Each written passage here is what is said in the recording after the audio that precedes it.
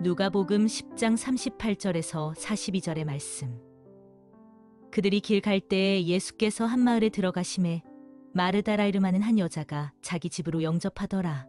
그에게 마리아라 하는 동생이 있어 주의 발치에 앉아 그의 말씀을 듣더니 마르다는 준비하는 일이 많아 마음이 분주한지라 예수께 나아가 이르되 주여 내 동생이 나 혼자 일하게 두는 것을 생각하지 아니하시나이까. 그를 명하사 나를 도와주라 하소서. 주께서 대답하여 이르시되 마르다야 마르다야 내가 많은 일로 염려하고 근심하나 몇 가지만 하든지 혹은 한 가지만이라도 족하니라. 마리아는 이 좋은 편을 택하였으니 빼앗기지 아니하리라 하시니라. 여러분, 만일에 누가 초인종을 눌러서 나가봤더니 거기에 서 계신 분이 다른 분이 아닌 예수님이라고 한번 생각해 보세요. 여러분은 어떻게 반응하시겠습니까? 오늘 이 사건은 우리가 잘 아는 사건이어서 어쩌면 예수님이 우리 집 문 밖에 바로 나타난 것만큼 극적이지는 않지만, 그러나 그에 못지않게 아주 놀라운 사건과 장면을 우리에게 보여주고 있어요. 너무나 유명한 두 자매 마르다와 마리아는 예수님과 친분이 있는 자매들이었어요. 그리고 예수님을 참 많이 사랑했던 자매였어요. 그래서 예수님이 이 베단이라는 작은 마을에 들르시게 됐다는 소문을 듣자마자 마르다는 정보통이었던 것 같아요. 그 소식을 접하고 바로 뛰어나가서 예수님을 자신의 집으로 모셔드립니다. 그런데 문제는 이제 여기서부터 시작됩니다. 이 두 자매의 기질이 너무나 다르기 때문이었어요. 주님을 집 안으로 모셔놓고 주님을 대하는 방식과 주님을 섬기는 방식이 극과 극이었어요. 여러분, 이 시기는 예수님 공생의 말기였어요. 3년이 지났어요. 이제 얼마 있지 않으면 예수님은 십자가를 지기 위해서 예루살렘으로 향하게 됩니다. 예루살렘으로 이미 향하고 계셨어요. 예루살렘으로 향하시면서 인근에 있는 크고 작은 마을들을 한 번씩 방문하시면서 예수님은 마지막 순간까지 복음을 전하고 계셨던 거예요.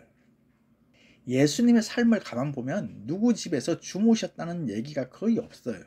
고향에 계실 때는 당연히 고향에서 주무셨고, 또 공생의 3년 6개월 동안에도 상당히 많은 시간을 집에서 보내셨어요. 그래서 동생들하고 어머니와 교제하는 것도 볼 수 있어요. 그러나 예수님께서 돌아다니실 때는 성경에 나와 있는 대로 여우도 굴이 있고 하늘의 새도 보금자리가 있지만 인자는 머리 둘 곳이 없다. 예수님께서는 그때마다 때로는 들판에서, 산에서 그렇게 주무셨어요. 그래서 예수님이 누구의 집에 들어가신다는 것, 그것도 집에서, 가정집에서 차려진 음식을 드실 기회는 거의 없으셨어요. 그런데 예수님 시대에 이 접대는 오늘날하고는 좀 달라요.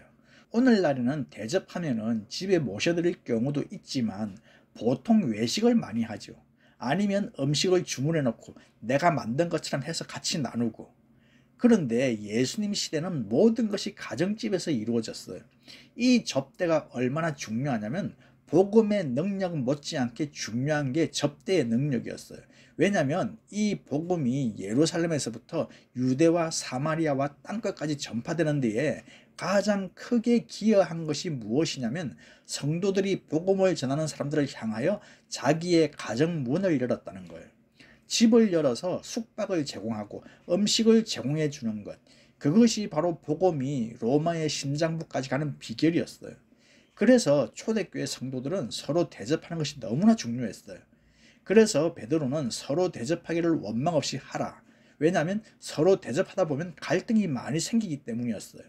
이처럼 이 두 자매는 헌신된 자매였고 주님을 사랑했고 그 사랑을 표현하고 싶었어요. 그래서 마르다는 나가서 혼자 결정한 거예요. 동생 마리아와 상의할 것도 없이 혼자 나가서 바로 예수님을 모시고 집으로 들어오게 됩니다. 오늘 이 구절은 아주 짧은 본문입니다. 그리고 내용도 아주 간단합니다. 복잡한 거 없이 예수님이 초대받아 들어오시게 됐고, 그리고 예수님은 분명히 혼자가 아니셨어요. 최소한 12명의 제자들과 함께 계셨을 것이고, 그래서 최소한 13명의 굶주린 남성들이 이제 한순간에 집 안으로 들이닥치게 된 거예요. 그리고 마리아는 이 예수님을 모시고 거실에 앉아서 예수님의 말씀을 귀담아 듣고 있고, 마르다는 부엌에 가서 분주하게 일하고 있는 장면입니다. 특별히 어려운 내용이 없고 신학적으로도 뭐 그렇게 심오한 것도 없어요. 그런데 이 본문만큼 사실 많은 사람에게 또 혼란을 주는 본문도 없어요. 그 혼란이 왜 생기느냐면, 항상 우리의 관심은 누가 옳았냐는 거예요. 마르다가 옳았냐 아니면 마리아가 옳았냐. 마르다가 속상한 게 당연한 거 아닌가. 아무리 그래도 그렇지 마리아가 그렇게 주님 발 앞에 앉아있기만 한 것은 과연 옳은 처신인가. 이런 질문이 사실은 굉장히 중요합니다. 왜냐하면 이것에 대한 결론이 나야만 우리의 삶의 행동으로 연결될 수 있기 때문이죠. 그래서 마르다와 마리아 둘 중 누가 옳은가, 나는 누구와 비슷한가, 그 그림이 그려지기 시작하면 나는 누구인가, 나는 무엇을 하면서 살아야 할 것인가, 나는 어떻게 주님을 섬기면서 살 것인가, 우리의 영성과 직결되는 문제이기 때문에 그렇죠. 그래서 오늘 우리는 먼저 38절부터 40절까지 말씀 속에서 마르다의 사명을 먼저 살펴보려고 합니다. 자, 마르다는 어떤 사람입니까? 이 여인은 마음이 넓은 사람입니다. 아주 인심이 좋은 사람이고 베풀 줄 아는 사람이고 통이 큰 사람이고 성실한 사람이고 재능이 많고 요리도 잘해요. 에너지가 솟구쳐 넘쳐나는 사람이어서 여러 사람을 동시에 맞이한 것도 갈등이 없는 거예요. 또 짧은 시간 안에 맛있는 요리를 해낼 수 있는 능력도 있는 탁월한 주부였어요. 동시다발적으로 많은 일을 할 수 있는 멀티태스크형 주부였어요. 그런데 문제가 하나 있었어요. 대체로 이런 분들의 단점이 뭐냐? 한 성격 한다는 거예요. 열심은 있었어요. 마음도 앞섰어요. 여장부고 여걸입니다. 그리고 실제로 많은 일을 해냅니다. 그런데 그 많은 일을 해내면서 굉장히 마음에 분노가 많아졌어요. 화가 났어요. 마르다는 주님을 굉장히 많이 사랑했어요. 그래서 주님을 직접 모셔드린 것은 마르다였어요. 혼자 결정했어요. 누가 시키지 않았어요. 사람들의 시선을 본 것이 아니라 정말 하나님이 자신에게 주신 그 은사를 활용해서 주님을 최대한 섬기고 싶었어요. 주님을 너무 사랑한 나머지 주님을 위해서 맛있는 음식을 아주 많이 대접해드리고 싶었어요. 이것은 분명히 귀한 일이죠. 그래서 주님과 제자들을 자신의 집 거실 안으로 모십니다. 그리고 마르다는 아마 동생에게 지시했을 거예요.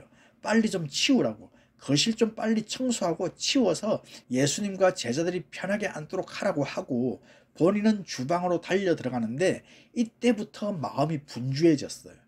약속을 잡고 모신 게 아니라서 너무 분주해요. 음식 재료는 뭐가 있지? 냉장고가 없으니 반찬거리는 뭐가 있을까? 요리는 무엇으로 만들 것인가? 부산하게 움직이기 시작했어요.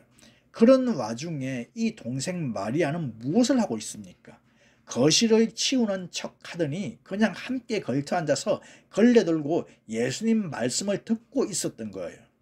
지금 마르다는 부엌에서 고민하고 있어요. 아마 잠깐 자리도 비웠을 거예요. 장도 봐야 하니까. 갑자기 그 많은 사람을 먹일 재료가 어디 있겠어요. 그래서 나가서 재료도 사고 그 재료 보면서 어떤 요리를 할까 동시에 생각하면서 양파 껍질 까고 감자 썰고 마늘 다지고 얼마나 지금 열심히 일하는지 몰라요. 식탁에 세팅도 해야 하고 숟가락 젓가락 내놔야 되고 냅킨도 예쁘게 접고, 이 마르다는 그런 성격이죠. 찌개도 끓이고 잡채도 만들고, 또 찌개 끓일 때는 재료 들어가는 순서가 중요하니까 그거 다 생각해 가면서 순서대로 하고, 또 빵도 굽고 얼마나 마음이 분주한지 몰라요. 그런데 문제는 뭐냐? 생각보다 시간이 오래 걸리고 있었다는 거예요.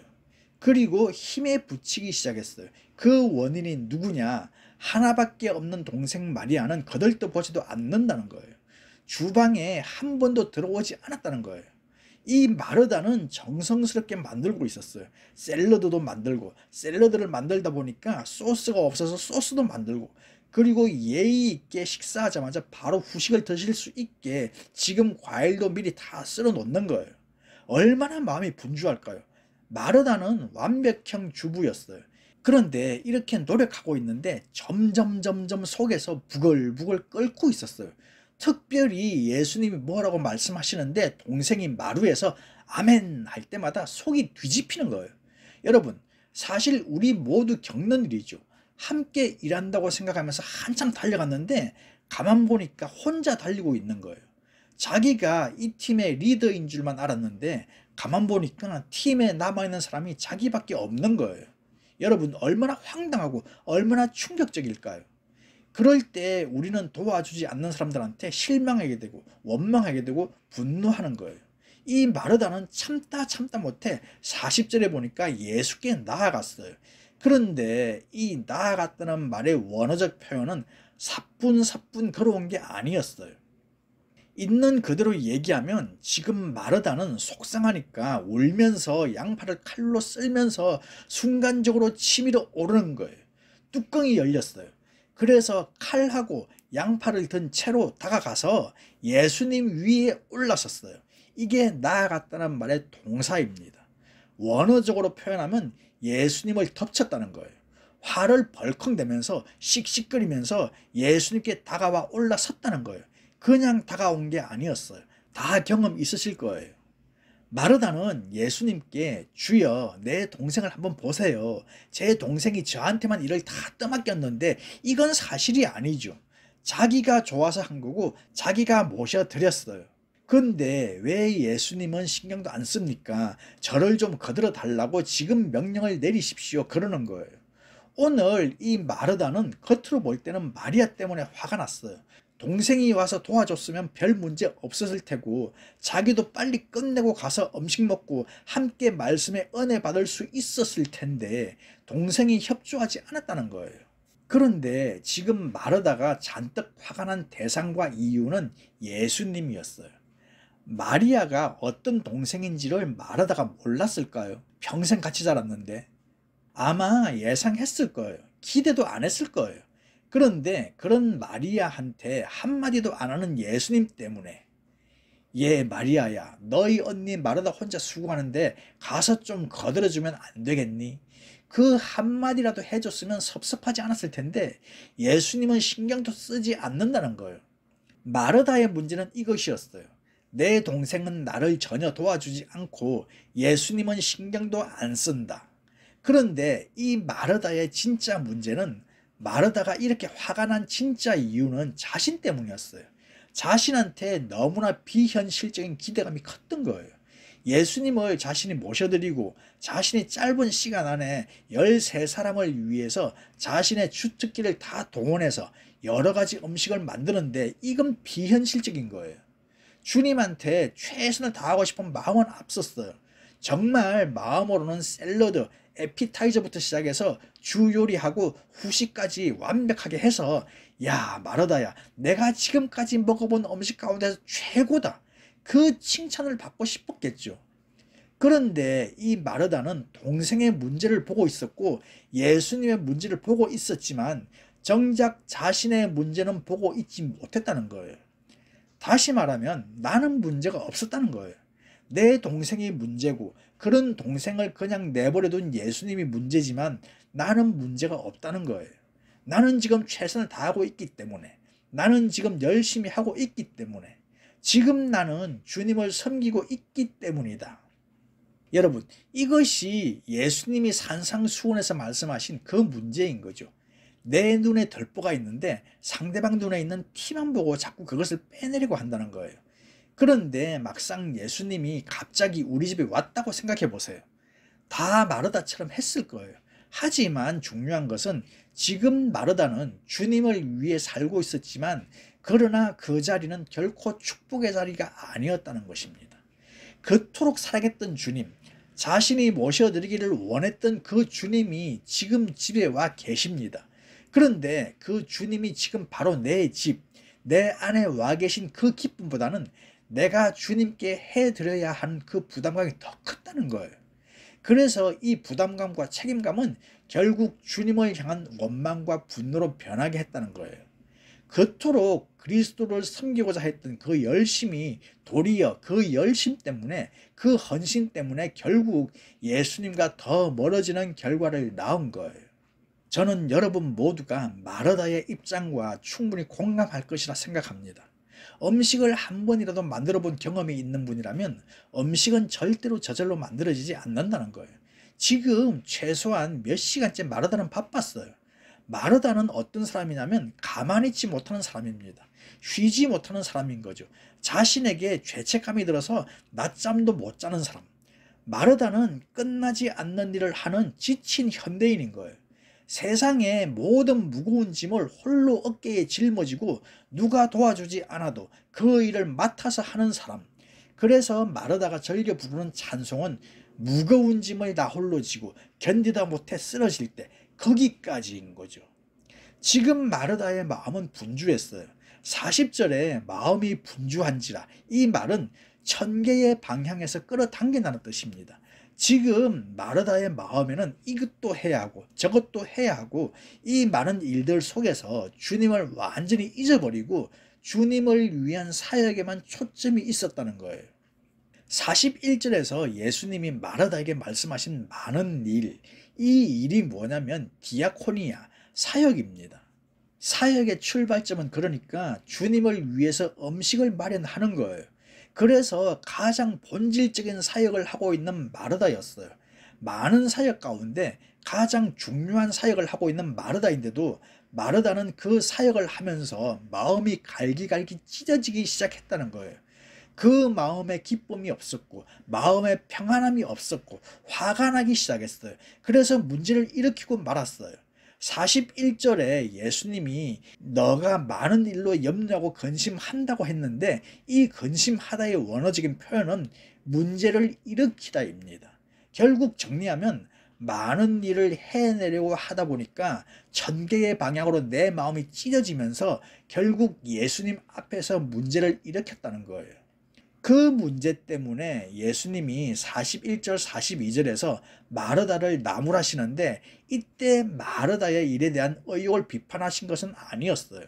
마르다가 부엌일에 마음을 두리면서도 또 한편으로 동생 마리아의 일거수일투족에 신경을 쓰느라 마르다의 마음이 찢기고 있음을 보셨고, 결과적으로 마르다가 자신의 일을 즐기지 못하는 것을 보셨어요. 열받고 화가 나 있는 마르다의 그 마음이 마르다의 순수한 섬김을 흠집내고 있었어요. 찢기고 분주한 마음은 결국 그 어느 것도 의미 있는 결과를 만들어내지 못했던 거예요. 그래서 예수님은 차라리 한 가지 일에 몰두하라고 말씀하신 거예요. 이때 동생 마리아에게 중요한 건 뭐였을까요? 주님이 우리 집에 와 앉아 계신 이상 나는 절대로 그 어떤 것도 언니라고 해도 내가 주님 앞에 있는 것을 가로막게 하지 못할 것이라는 거였어요. 여러분, 여기에서 분명히 우리에게 대조해 주고 싶은 것은 무엇일까요? 여러 가지 일과 한 가지 일입니다.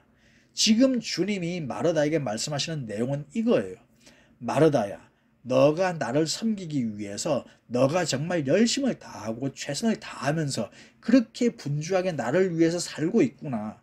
너는 너무나 나를 섬기기 위해서 분주한 삶을 산 나머지 정작 내게는 시간을 내줄 수 없구나. 정작 내 앞에 올 수는 없구나.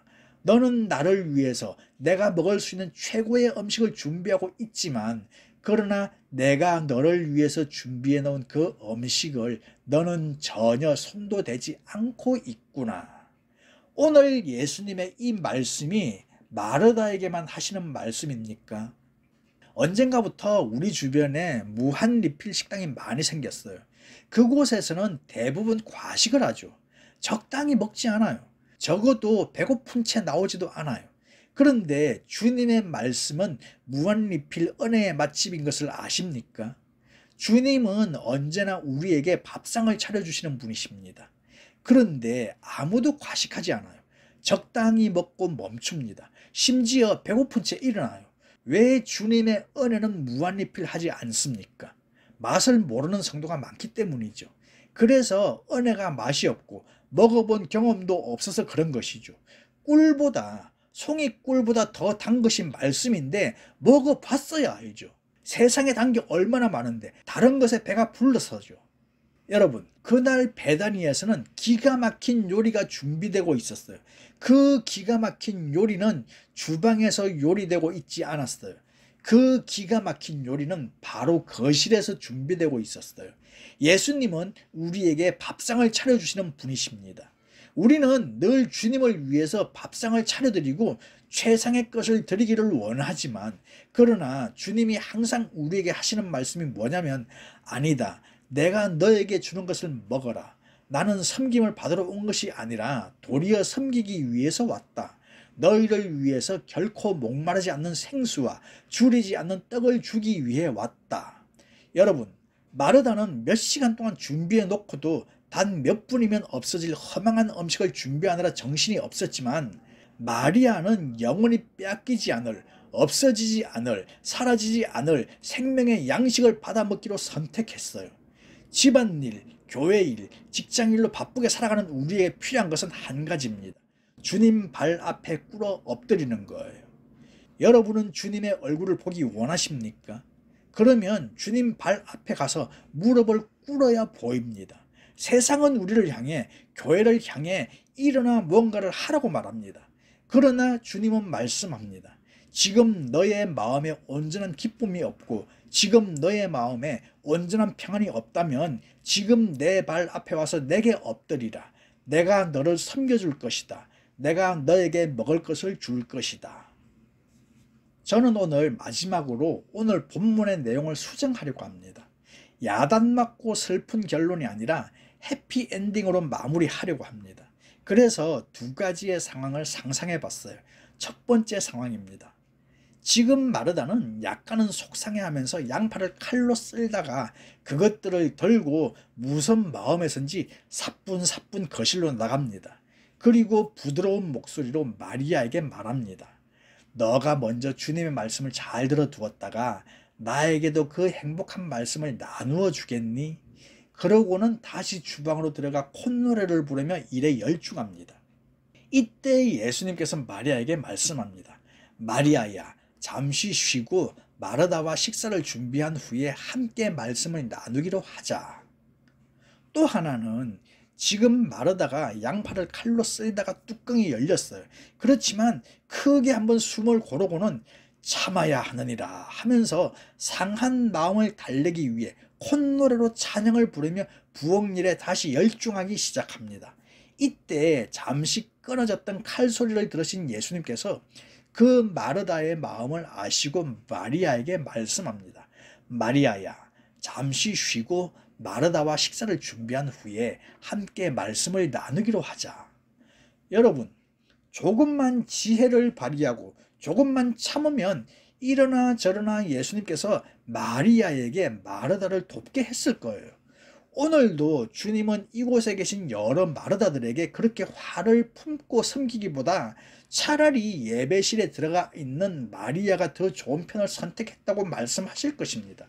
그리고 오랫동안 예배실에서 말씀에 귀를 기울인 마리아들에게는 지금이 말씀의 능력을 간직하고 부엌으로 내려갈 시간이라고 말씀하실 것입니다. 아무쪼록 오늘 말씀을 통해 여러 가지 분주한 일 가운데 한 가지 일을 선택함으로 섬김과 예배에 승리하는 여러분 되시길 주님의 이름으로 축복합니다.